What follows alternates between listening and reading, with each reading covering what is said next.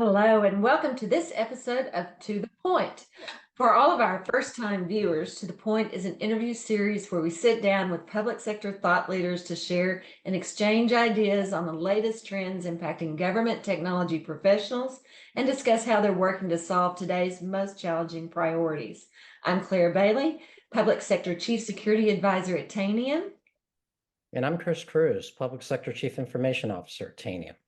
In this episode, we are sitting down with Leah McGrath, Executive Director of StateRAMP, to discuss how nonprofits help governments and cloud and security services providers achieve and maintain security compliance.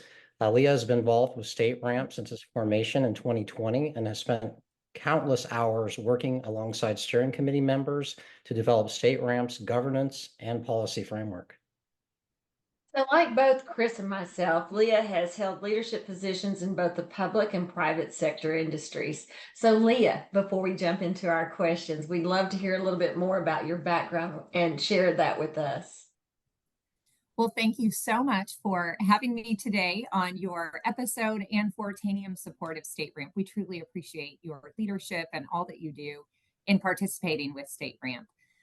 My background, StateRAMP has been really near and dear to my heart from the very beginning. My background is in state and local government, and just before joining the StateRAMP initiative, I had the true privilege of serving as the deputy mayor for the city of Fishers, Indiana, where I live. And we're a city of about 100,000. We have a utility. We've got great residents and amazing team members. And what we struggled with was not unique to any other city or town or agency. And so I was serving this city of Fishers during a time when we were transitioning from a town to a city. And we were really trying to modernize the way that we worked and really drive toward making data-driven decisions. We were challenged, like everyone else is, in how to bring digital services to the work that we did, not just for our team members, but also for the citizens we were serving. And it was during this transition, right, as we were modernizing our systems, that I really gained a very personal understanding and sympathy for how challenging that process is. Because we were trying to, modernize, to move to the cloud, to digitize our services in a way that also was really respectful and being good stewards of the data and the critical infrastructure for which we were entrusted. So we were struggling with, how do you do that? How do you move in this digital world, especially in a local government level? How do we do that in a way that is efficient and that also respects that trust that we needed to maintain? And really where that kind of rubber met the road was in how do we bring on, great private sector partners to do that work? How do we bring innovation to government faster? But again, to validate the cloud security. And when you're faced with limited resources and bandwidth and security personnel, that became a real challenge. So I started having all of these conversations with people around the state. And that led to meeting the co-founders of StateRAMP, J.R. Sloan, the CIO for the state of Arizona, as well as the president of Knowledge Services, Joe Velosky, who were having these conversations. And Claire, I'll never forget, I was sitting down for coffee, and it was Joe who leaned forward and he said, "We want to figure out how to address this issue across the country, not just in the city of Fishers. Do you want to come be a part of that?" And how do you say no to that opportunity, to say, how do we actually do this better? How do we bring states and local governments together with the providers who serve them to say, create a shared service, to say, let's figure out how we're all struggling with the same problem, right? And when you're all struggling with the same problem, that means there must be a common shared solution in the mix somewhere. It just takes the will to bring everyone together to do that. So I'm very grateful for the journey that led me to meeting JR and Joe and ultimately facilitating the steering committee in 2020. Well, thank you for your public sector and private sector work. I always say public sector and private sector partnerships are really important, Leah. So thank you for leaning in. Leah, Claire and I wanted to ask you a series of questions that align with FedRAMP and picking up and further elaborating on this conversation. And really the first question is, what is StateRAMP? How does it work? And what are the differences between FedRAMP and StateRAMP? Absolutely. Well, so StateRAMP is a nonprofit. We are a 501c6 membership organization. And so we have members in both the public sector and the private sector, leaning into that public sector, private sector partnership that we've tried to create. And so our members are the ones who really, through committees and governance and our board work, who develop those standards. So they help give input to develop our security framework, what those standards are, and we're starting to really harmonize around procurement standards too this year that we're very excited about. So our security framework was designed when we first launched in 2021. Our security framework was really modeled in part after FedRAMP, the federal program.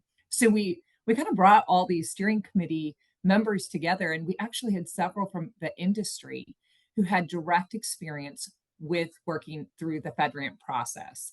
So we benefited from all of the learnings. I've said this before, we would not exist. I do not think we would exist if FedRAMP, the federal program, had not come first, because they did a lot of work, and it may have been painful in the early days, but they did a lot of work to kind of present the idea of standards and how do you create a framework that you can verify and validate your cyber posture once against these standards, and then really embrace that continuous monitoring, because we know in cloud security, it's not a one and done, right? We have to make sure that every month we're okay, we're doing the work, and there's an annual audit, and that we're evolving to continue to meet the evolving threat.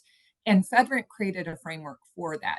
So at launch, our StateRAMP program, which has really grown to create a maturity path, at the end, the most sophisticated and advanced, we've got certifications, StateRAMP Ready, StateRAMP Authorized, and StateRAMP Provisional that align very closely to the FedRAMP program's requirements. So our requirements, similar to FedRAMP, are based on NIST 853 Rev 5, so the 5th version of that publication, which really are just the best practices and different controls, right?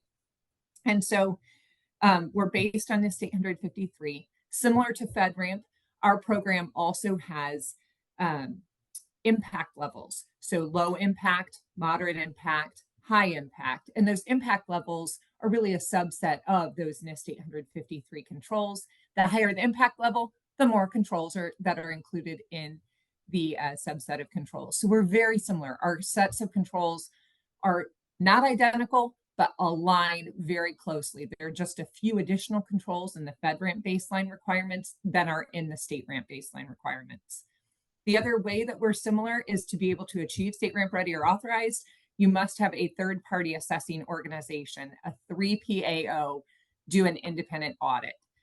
One of the great things that we've done because of the similarities is be able to create a fast track program so that the providers who have already done they don't have to be FedRAMP Ready or Authorized, but if you've had a FedRAMP audit, a RAR, a readiness assessment, or a SAR, security assessment review, once that audit is completed, we have a fast track so that providers can actually bring that audit and security package right through our StateRAMP program without having to change the templates, change the audit.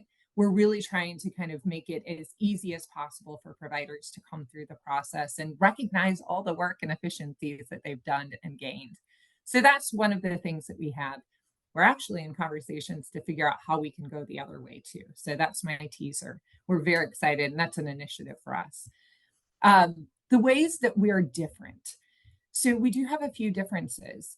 And they're very conscientious differences. Our steering committee, our standards and technical committee has been very thoughtful. And a lot of the differences come from the input we've received from our members and participating governments.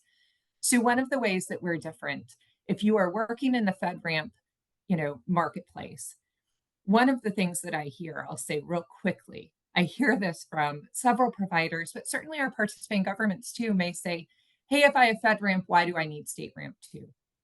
Right? What's the value add there?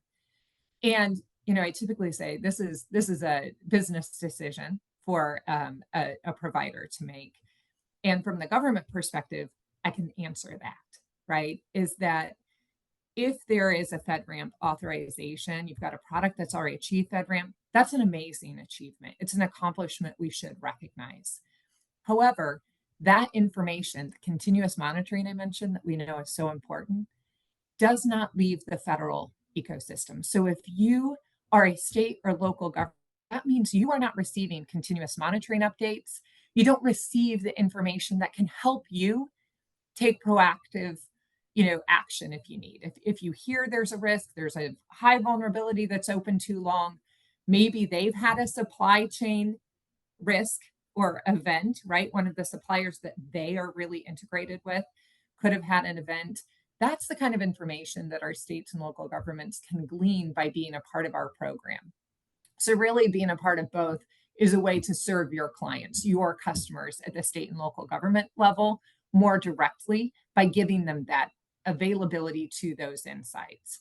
So that's one of the things that we hear. The other reason for StateRAMP is that not all providers, it does not make sense for every product to go through FedRAMP. You all know that. You've been through this process.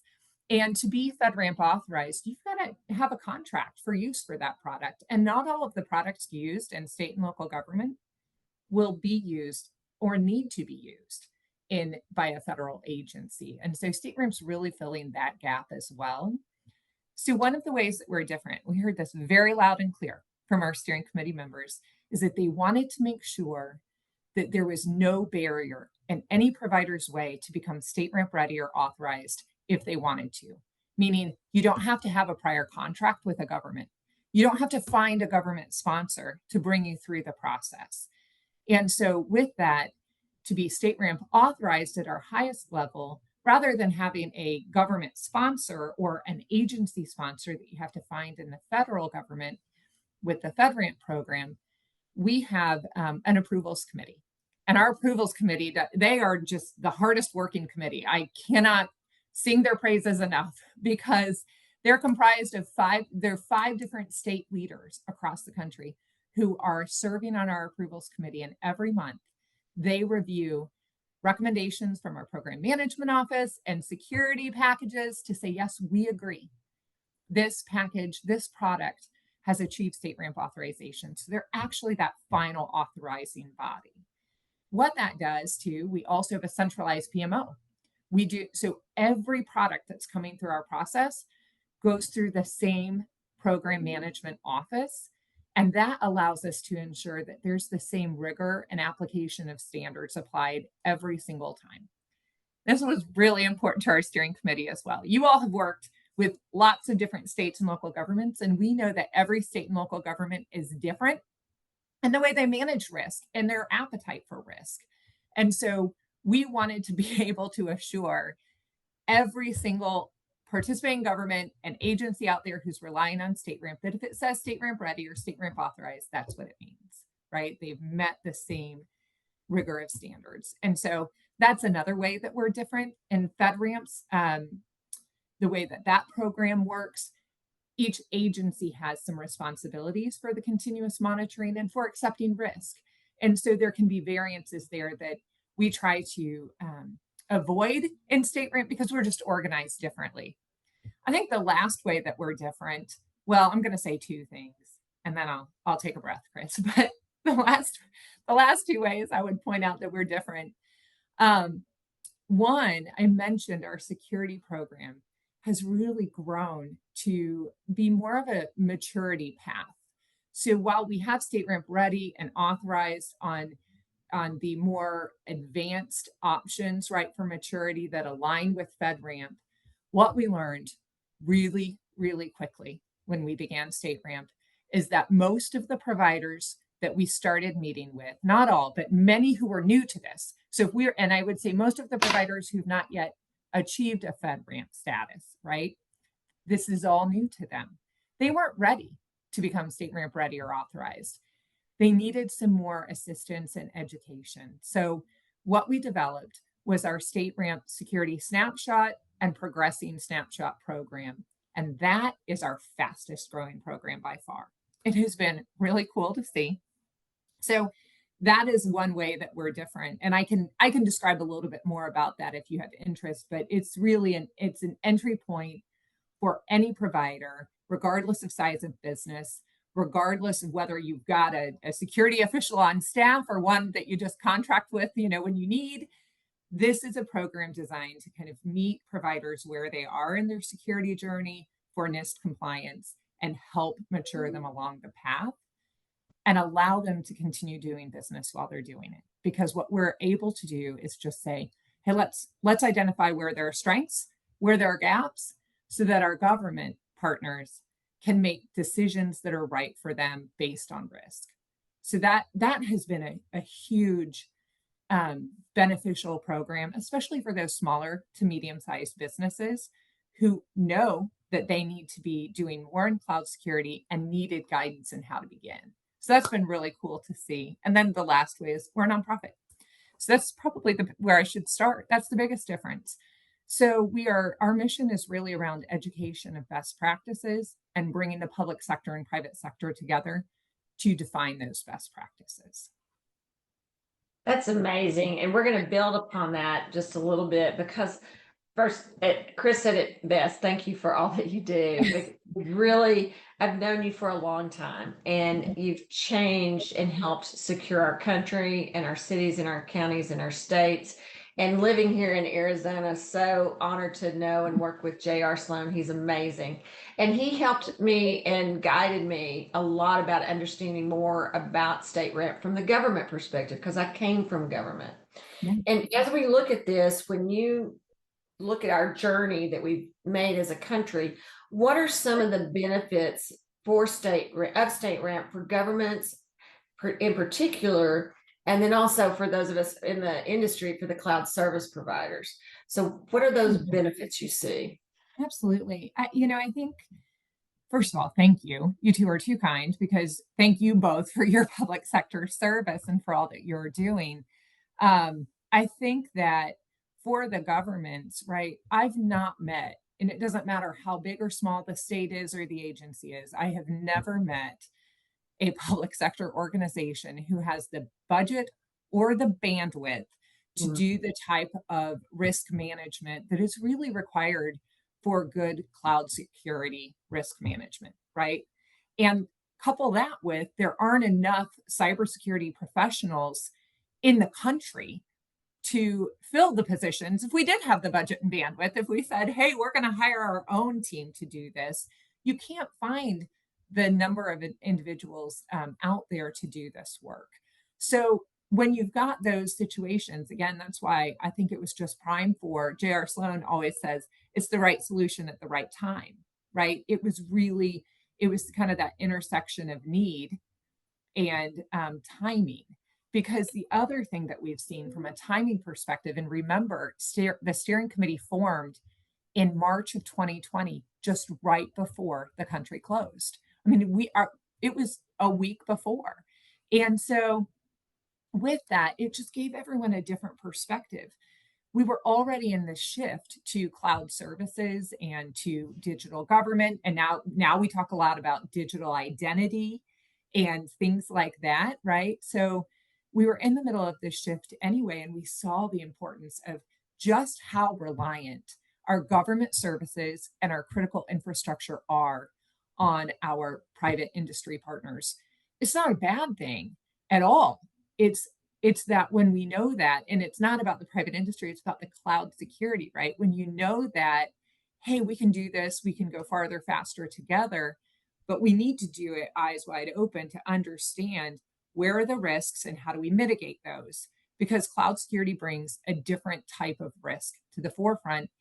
And we have nation state actors and we have domestic actors who are constantly trying to harm us and disrupt. And that's the challenge. So I think what StateRAMP does for governments, in particular for states and local governments, is we help relieve the burden of workload so that they don't have to do that vendor risk assessment and ongoing continuous monitoring. We also help by standardizing and harmonizing. So we are constantly working on how do we harmonize all the requirements that flow down from the federal government to states and locals, that you have to manage, and there's conflict between. So we're trying to help bring everyone together to work toward how do we operationalize that harmonization. For example, we have our CJIS aligned task force happening right now for criminal justice information systems, those policy requirements that come from the FBI. That's just another layer. So we've been working on developing an overlay to our moderate impact level to say, hey, if you need to demonstrate conformance to the CJIS requirements, if you are StateRAMP authorized at the moderate impact level plus these few variations from CJIS, that's going to be a way to demonstrate conformance. So now imagine the efficiencies that are gained by the states and local governments who have that to rely on. It's like independent verification and validation. Those of us in government know IB&V. It's like IB&V for your cloud security vendors that you're working with. And the other thing that we do through our program is we have a continuous monitoring escalation guide. And I think this is where we can really over time see huge value add. As I know the PMO's technology they're working on developing some really cool things that will come. And what that's going to do is help further automate. So let's say a state is working with a provider and there was an incident of some kind, or they have a vulnerability that's too high. Those would be things that would trigger a notification to go out to that state so that they could log into the system to see what's happening. Now, the only way they get that notification is if the provider grants them access to it. So it's all on the provider to determine access. But we imagine a case where if they've turned that on, right, with their participating governments or those whom they have contracts with, there's an issue to be able to immediately get that notification out so that then the governments can take action if they need to. That's where I think we're headed, and I'm really excited for it. In terms of the supplier community, we've all sat on those RFP committees where you have to review solicitations and you get a spreadsheet and you have to like fill. It's so painful. It's painful for every single person involved. I do think that's where we can see some really good efficiencies. The obvious answer for providers is that, hey, our goal is that you verify once in order to serve many. So we can streamline the path in so you can get to work faster when you are contracting with the government, right? Instead of having to go through a full security review before you can begin work, this is going to fast track that for you. Our hope is that also in the upfront side, we can streamline those solicitation requirements, which makes it easier for you to respond and demonstrate you meet, especially the security requirements. And I think that and the harmonization benefits the supplier community, probably even more so. So definitely appreciate checking that box. Are you a member Right? of StateRAMP? Are you StateRAMP? Yes, we Yeah. are. Oh And my then gosh. you don't have to fill out the Yes. 50-page workbook. We love that. We in industry do love that box, especially here at Tanium. We're so Good. honored to be part of you. Yeah. Thank you, Leah, for your fantastic insights you shared with us in part 1 of this episode. Join us again for part 2 as we delve deeper with Leah into topics like continuous modernization, standardization best practices, and so much more. Stay tuned as we get right back to the point.